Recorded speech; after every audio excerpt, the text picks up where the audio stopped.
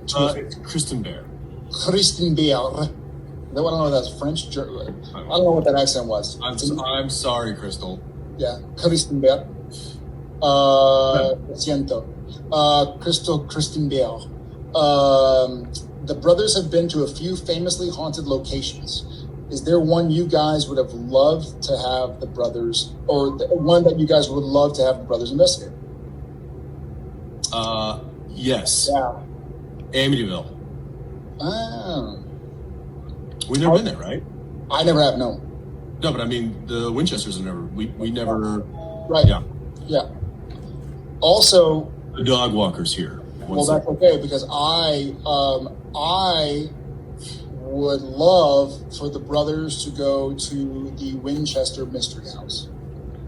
I went with Jen and Tom when he was maybe a year or two old. He was a little thing, and got a tour, and just the idea that it's part of. I've never been to Lawrence, Kansas, so Jared wants to go to Lawrence, and Jared will go to Lawrence, and Jared will stop speaking in the third person right now. I would love for the brothers to go to the Winchester Mystery House. That would be too cool. I don't know how to say it, but spin-off? What would we call it? What would we call it? Spin-off? This is like another episode. Another episode? Special features? Special features. Warner Home Video. Get on it. Warner Home, Netflix. Yeah. My phone's on. It's on vibrate right now, so I don't interrupt. But all right. Hello. Luana Lolo. Right? Luana Lolo? Say that 3 times real fast. I can't even say it once. Nailed it. If you could have a conversation with Sam and Dean, what would you say to them? Brazil loves you guys.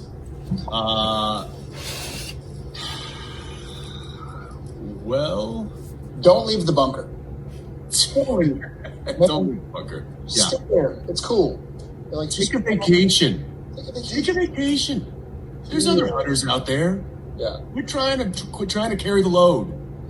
Like just, take it easy for a second. You don't have to always go. Stop. You have an angel friend. Make him do it. Yeah. Sit back. Smell the motor oil. Smell the nuclear bunker. Yeah, I mean, they're friends with a Nephilim and an angel. Like, put them to work. Yeah. Relaxing. Sit on the beach. Come on, guys. Have a beer. Get some sun. Have yourself a drink with too much fruit in it, Do yourself a favor. Put some bacon in that drink. Wait, did we ever do an episode? I know we did that one where we went to that health spa thing, but did we ever? Was there ever a moment where the guys had to do spa stuff? I don't think so. Just the health spa episode with the fat sucker. Yeah. Where we all met Donna Hanscom, Brianna. I know we had an episode right when whatever year the ice bucket challenge was going on, where we had a scene, I think it was the first episode, where Sam and Dean are sitting on folding chairs, looking out over that lake on the way to Whistler, Squamish, and the little green, the green cooler. Oh, that's a good prop. Yeah. But the green cooler between the two boys, because I think we turned it into the ice bucket challenge afterwards. So yeah. That's, I think, the most relaxation we've seen Sam and Dean in 327 episodes. Yeah. That's what I would say to Sam and Dean. Yeah. Have more moments like that. Yeah. Here's a good thing. Speaking of, we have the Amityville extra episode special features. We have the Winchester Mystery House extra episode special features. If y'all are willing to watch an hour, it'd be an hour because it might be streaming or something. But of Sam and Dean Winchester getting a massage, I think it'd be a great episode. I'm just saying, write your local congressman or woman. Send copious amounts. Start a petition. Start a petition. Yep. We'll sign it. It's just literally an hour long of Sam and Dean, not Jared&Jensen. It's not about us. It's about Sam and Dean getting a massage. You write it, I'll act it. there's some comedy in there, you know. They bring out the hot rocks. The octopus suction things. Yeah, what do they call those? The cups or whatever? Cupping? Yeah. Cupping? Yeah. Yeah, I can see Dean really enjoying that. All right. All right, your turn. Jowdy. Joudy. Jowdy? Jody? Judy. Jowdy. Jowdy! What was the hardest skill you had to learn for the show? Love from Syria. Hi. Sweet. Hi, love you. Love you Big back. ups, Wow. Hi, Syria. The hardest skill we had to learn for the show. This is going to sound weird. Fight scenes.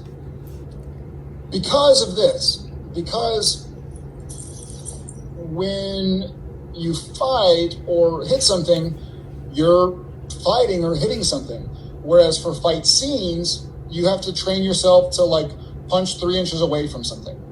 Or look like you're tackling somebody, but then pull at the last second. It's almost like trying to look like you're throwing the football as hard as you can, but make it go 3 feet. It's like, okay, well, don't I just throw it as hard as I can? Like, no, the camera's not going to. If you punch too fast, the camera's not going to. So really, you're not supposed to punch like this. And then you're supposed to just go straight to it. So it takes some focus to go like, okay, remember, you want to look like you're punching a bad guy, but you want to not punch the bad guy. So it's this really weird juxtaposition of like, sorry, my dog wants to get petted. He sees me fighting the air. I feel like, when we first started the show, Jared and I had we did like 6 weeks of like rigorous boxing training just to kind of get ourselves in shape. And they wanted to make sure we knew how to throw a punch, which I don't know why they think we didn't. But we did. And it's, when you're actually boxing training, you're hitting something. You're hitting focus mitts. You're hitting each other when we got in the ring with some headgear on. Cut to a couple of episodes in, and Jared and I actually get into a bar fight in Vancouver. It's well documented. It was not our fault, but we were able to protect ourselves, let's say, very well, and against and with being way outnumbered. But we still, because we just come off all this intense training, and we I think grown up in a life of athletics, so we were able to handle ourselves. Now, after 15 years of stunt training, if somebody were to jump Jared and I in a bar, we would not land one punch. It would be like, it would look good on camera. It would look so good if somebody was filming it. The only problem is the people that we were fighting would be like, yeah, what are they doing? Why are you swinging and missing me by a half a foot? So this guy has bad vision. I'm going to leave him alone. So to all you so people out there, if you see us, please don't pick a fight with us, because it's going to be embarrassing for all of us. Yeah. Okay. The hardest skill I think I had to learn was the knife throwing was difficult, but that was fun. I actually enjoyed that. Oh, I know. Phil Segricia wanted me to do this thing in I forget what episode it was, but where it was a motel room scene, and Dean is sitting there cleaning all the weapons, cleaning the guns. And I had Dean's .45, his side-by-side shotgun, and I think it was your 9 as well, your Beretta, Sam's Beretta. And he wanted me to have them, to take them all apart, clean them, and then put them all back together again without looking at them while saying the dialogue. And that proved to be difficult. It's also like, hey, I have a great idea for the scene tomorrow morning. Yeah. Could you practice this for the next 20 minutes, and then we can put it on camera? Yeah. I'd say it's a toss-up between learning to do all of that together without looking, taking it apart, cleaning it, putting it back together without looking and saying dialogue, that or tap dancing. Yeah, you and DJ. That's what I was going to say. Yeah, that looked pretty intense. That was intense is one word for it. Yeah. Awesome. Thank you, Jody. All right. Joao Victor. Joe? What do you think Sam and Dean would be doing in this quarantine? I think Sam would be reading, eating salad, and running on the treadmill, kind of like Jared. Mm-hmm. So I feel like Sam would be organizing the library, probably reading a lot of lore books, sharpening his mental acuity, and probably trying to be healthy. Maybe running around the bunker, doing what he can do. I think Dean would be on his way to full-blown diabetes, and probably under the hood of the car. Yeah, in the garage. Yeah. Yeah, just a plate of bacon and like brake fluid and grease. Yeah, fair enough. Bia Faria. If you could have any real life power from any supernatural character, what would it be and why? Brazil loves you. Obrigado. Obrigado. I know what I would want. What? This would be a double-edged sword because I would want to be able to do it, but then I would probably regret it shortly thereafter. No. What are you gonna say? Shapeshift.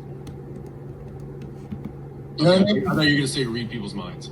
Oh no, that I don't want to be able to do that. I don't want to know. Shapeshifting is like a mid ground because if you kind of want to know what somebody thinks, if you could shapeshift into like a confidant or a friend, you could kind of get a little insight without getting the brutal truth. I certainly wouldn't want anybody to be able to read my mind. Mm-hmm. They would just be confused and probably pass out. Fly. I would. But who would fly? In a heartbeat, fly. Like Michael and Lucifer? No, like Superman. No, from Supernatural. Oh, is that what his name? Yeah. I mean, Michael. What? Wait, nowhere. Any real life power from any supernatural character. Oh, I thought for some reason I was thinking superhero. Supernatural character. Okay, then time jump. Ooh. I'd want to be able to like go forward in time or backward in time. Would you go forward in time? I don't know if I would. Yeah. Yeah? To see like where we're headed. That'd be so scary. And then backward in time, it'd be the whole butterfly effect thing.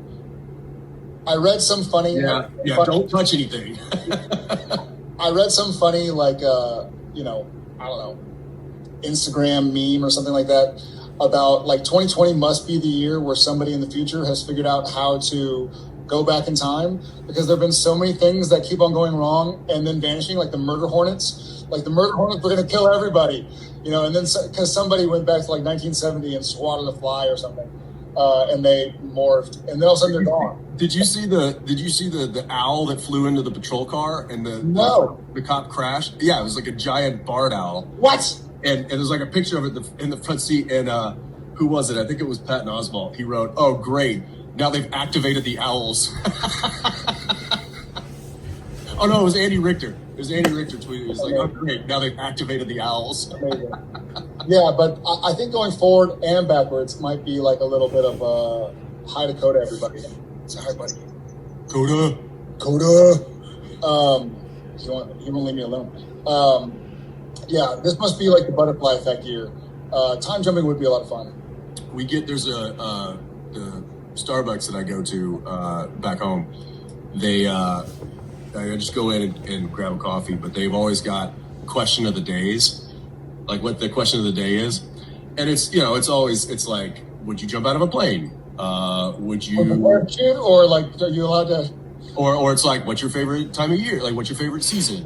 One of them was, if you could travel to any decade, what would it be? Ooh. Yeah. I said a future decade. Really? Yeah. What do you want? You want Neuralink or you want flying cars? Oh, we should definitely have flying cars by now. This is ridiculous. Come on, Elon. We all want Back to the Future. Come on, Michael J. Fox. Yeah, come on. We saw you with the skateboard. Yeah, where's my hoverboard? It's 2020. I want my hoverboard. I don't know, man. I would think probably 60s.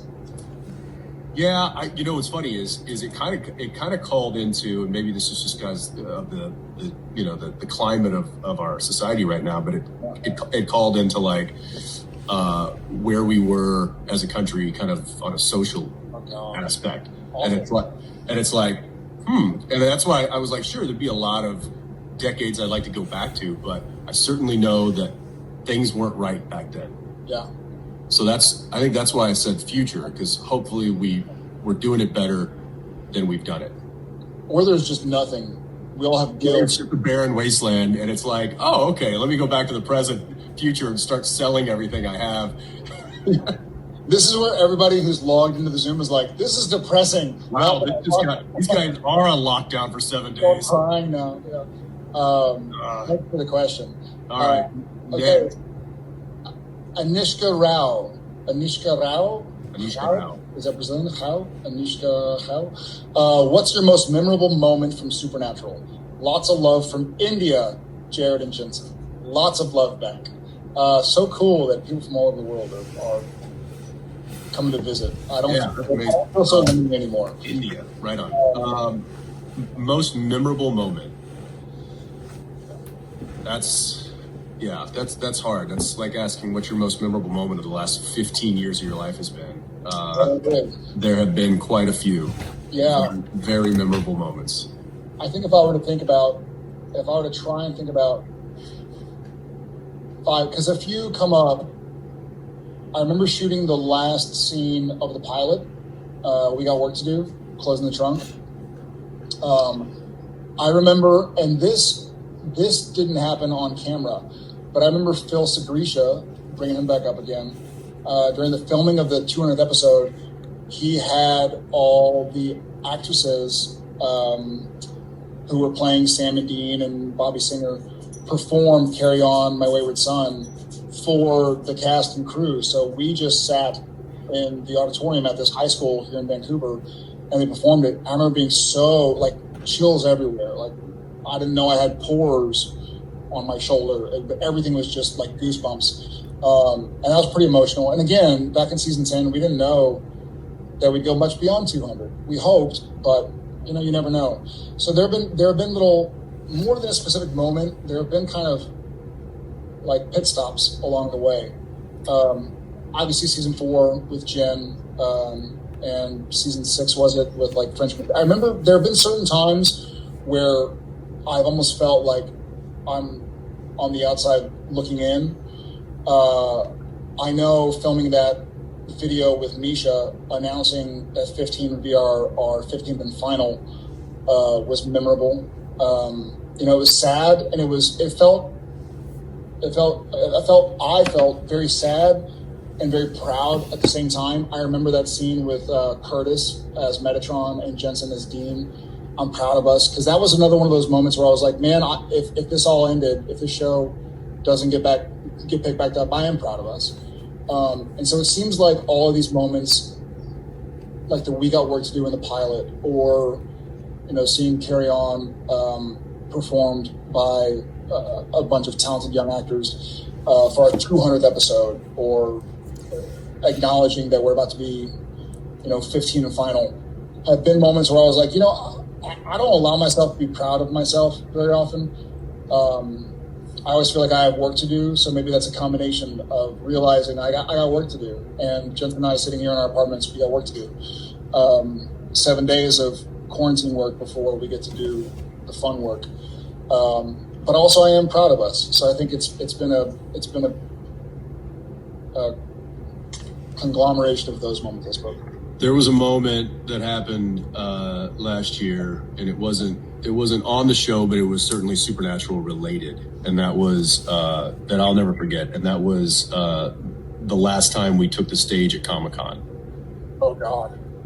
Walking out and seeing that crowd, and knowing that was going to be the last time for this show was very, very heavy. It was a weighty moment, and it was a moment that I'll never forget, just from from a finality standpoint, and also just from a look at what we have all had a hand in creating. That was a pretty special moment. I don't think we hit it well. No, we did not. That was a difficult one. Yeah, the Comic-Con moments. Yeah, good point. The camp and the last one. Well, on that lovely, uplifting moment, I think that actually concludes our first ever virtual.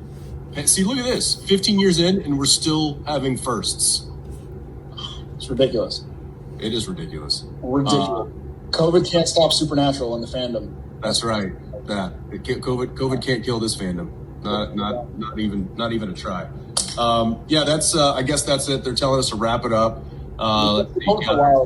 One last question. Nope, that's it. That's the last question. Stop talking, Jared. Stop talking. Okay. That's just you writing that. Now they're just yelling at us. So that's okay. Wish we could see y'all's faces, but we can feel your presence. That's for sure. Welcome and hi from around the world. I'm trying to do the math in my head of what time it must be in Syria or India. I think Brazil, you're in your evening right now. So thank y'all for joining for everywhere. We feel the love. And right now there are only two hearts beating inside of my apartment. And one is my furry four-legger. So it is a little lonesome, but I feel nice and warm knowing you guys are out there. So thank y'all. Yeah, thanks for tuning in. Thanks for the questions. Thanks for sticking with us.